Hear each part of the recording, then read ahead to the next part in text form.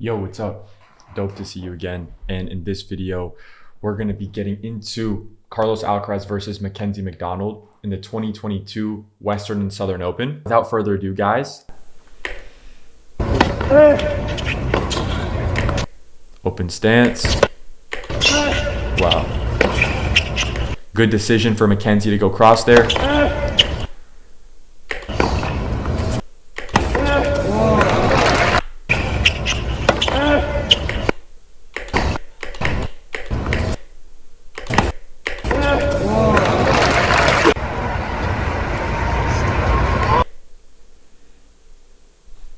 Notice the angle of Alcaraz's legs right before he pushes up.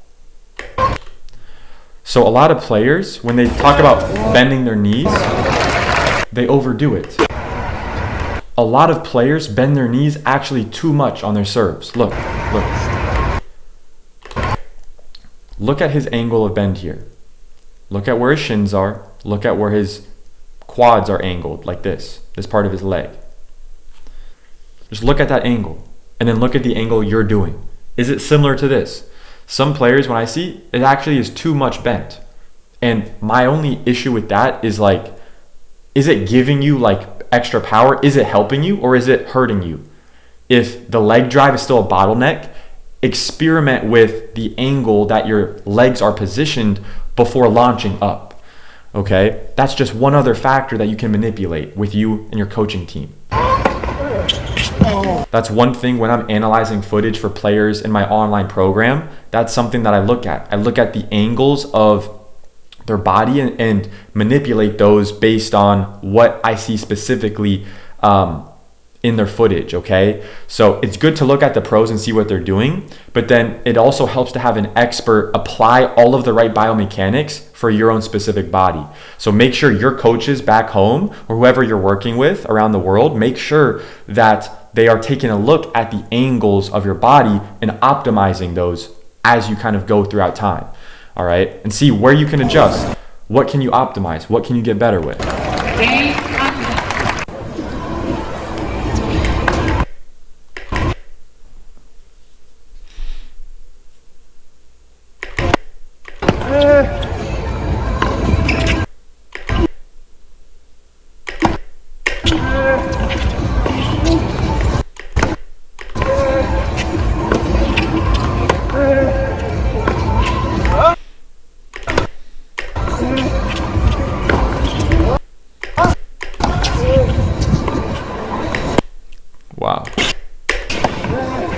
Wow, that's crazy. That's fucking crazy.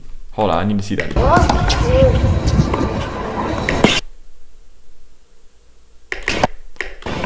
I mean, that's a joke. That takes a lot of core stability there. That's absurd.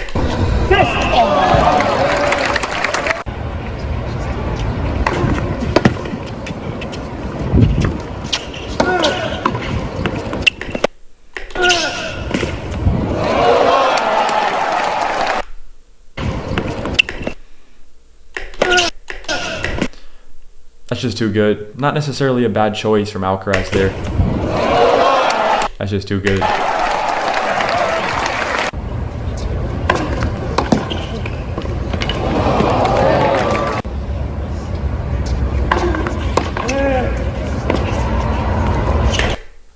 Drop shot. Let's see there. Let's see if he was in position to have every option on the menu. So let's see, with this, he went for a drop shot. Let's see, could he hit an approach shot anywhere he wants? Could he do whatever he wants with this shot? Does he have every option on the menu? Let's analyze it.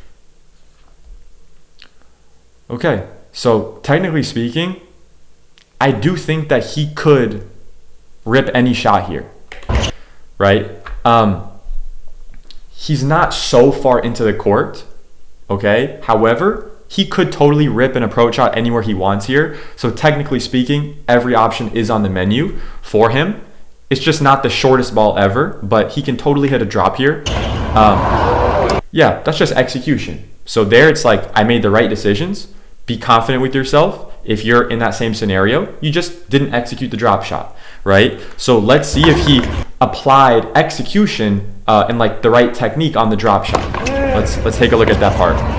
Okay, so on the drop shot, he's doing a good disguise, okay? He's setting up like he's gonna rip the forehand, okay? Then what you wanna do is you wanna prepare with the racket high and go high to low. Okay, let's see if he does that. He goes high to low, he stops the racket at contact, okay?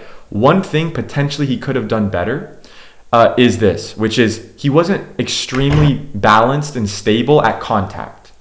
See, he's kind of still moving through the ball. So that's just one factor that's going to make the execution of the drop shot a little bit harder, okay? So you could argue that because I'm on the run, I'm moving a little bit more now, maybe I don't have another option, right?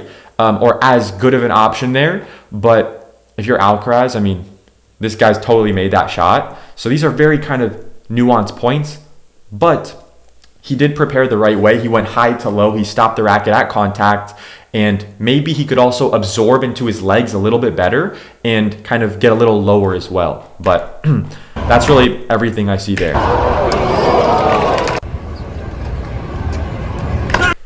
Big split step from Mackenzie.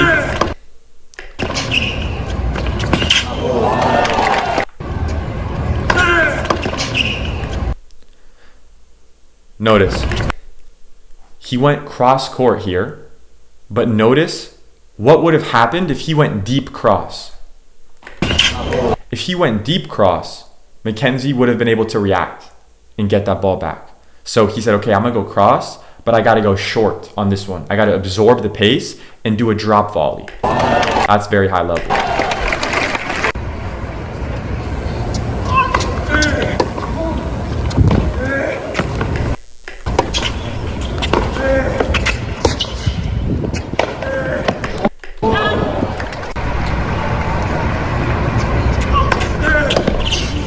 Notice his out wide serve broke the sideline here within the service box. So even though it was still kind of here in the corner, it broke the sideline out more this way. Now, Alcaraz should go down the line here and come in. Yep. So if you're Mackenzie McDonald here, your job, because you gave him such a short, easy ball that he can basically hit a winner wherever he wants. So if you're Mackenzie McDonald, what I would recommend is basically selling to your opponent that like you're going to commit to one side and try to fake them out, and then you sprint to the other side. So if you're going to kind of stay over here like that, right when he starts to commit to going for the ball, you need to sprint to the other side. Or start sprinting to the other side and then kind of do the reverse, okay? But here, because it's so short, your opponent 9 times out of 10 is going to go down the line, okay? So the only thing he really can do is anticipate, guess and go, pick a side. He just picked that he was going to go cross, so not much you can do there, but he could try to anticipate and guess and go a little earlier.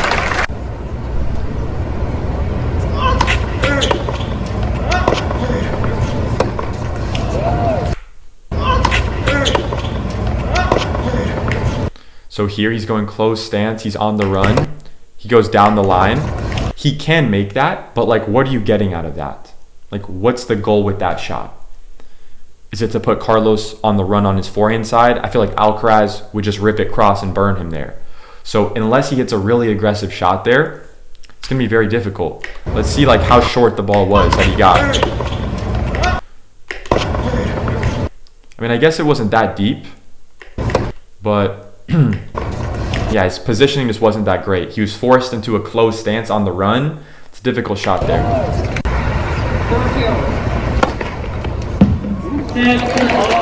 Big serve. Notice how it went. The ball path was this way. Over the net this way. Boom. Traveled over the right side of the net before hitting that spot down the tee.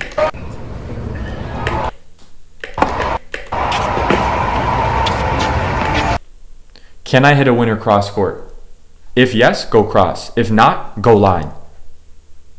He could probably hit a winner cross here if you really hit it big. Oh, goes line. Not a bad decision.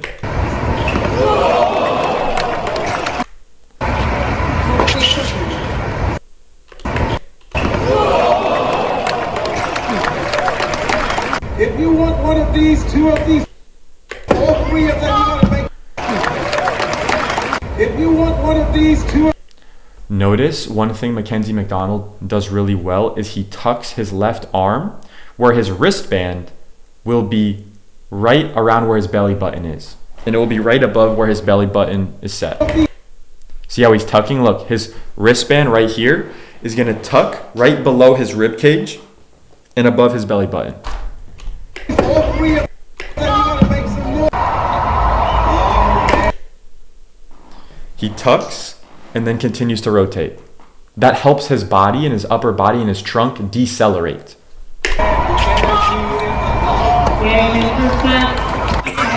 So when you apply that and when you tuck, it stops your trunk from rotating and it speeds up the racket in your arm.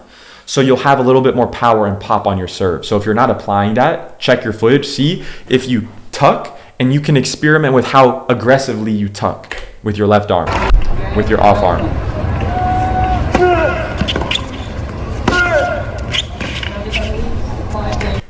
He's got every option on the menu.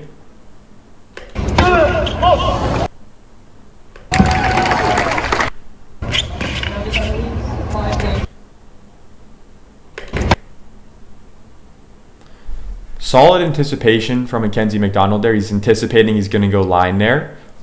It's a good decision from Mackenzie. Alcaraz just did a good job waiting there, waiting for him to commit.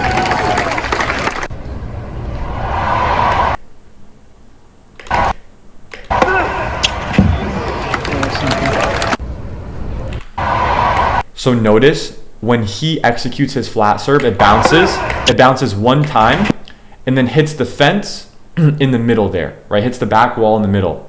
So when you're training your flat serves, pay attention. How many bounces does it take to hit the fence?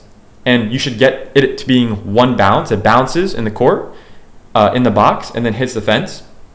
But then you can also kind of train and see, okay, how high up on the fence does it bounce, right? And then kind of work your way up there. And that can be one other objective kind of thing that you can focus on when you're trying to hit bigger flat serves. It can be a target that you train.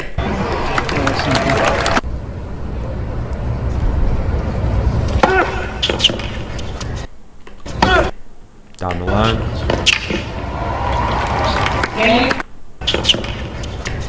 So notice, very similar scenario to before, that last time. If in doubt, go down the line, follow it in.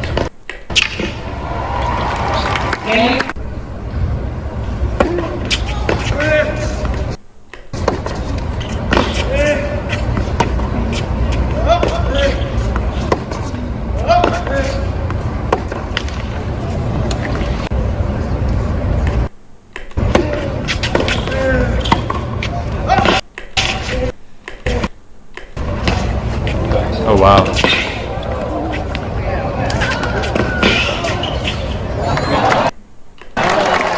Solid.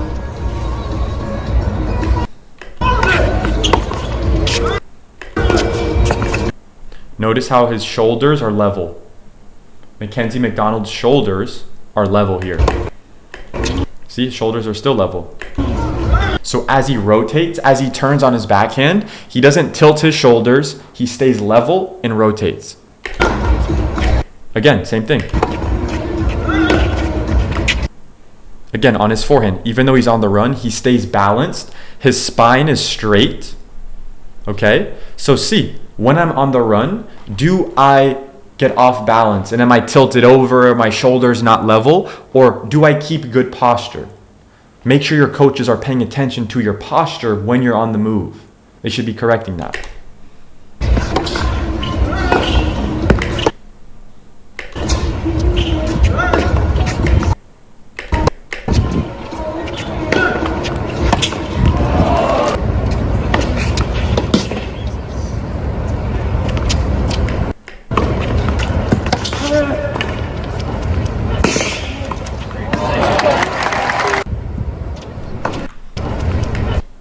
So sometimes in this position here, one of the best options here you could go down the line, you could try to go across and pass him. If you're playing someone who's a good player at the net and they have good hands, what you can do is they're probably expecting you to go cross or line. So one way to kind of throw them off is literally rip it as hard as you can right at their chest here. It's a totally legitimate shot, and sometimes you can kind of catch them off guard with their spacing. So I would recommend utilizing that in a similar scenario. Yeah, guys, I hope you have an amazing rest of your day today. Make those sacrifices that you know you need to make to hit your goals. And yeah, if you got any value out of this video, like the video, comment on the video, okay, and subscribe to the channel. All right. And if you have any questions, I highly recommend following me on Instagram if you want to see some more like behind the scenes stuff. And follow along. We got a lot of dope content in store for you guys. But yeah, with that being said, I'll see you in the next video. Peace out.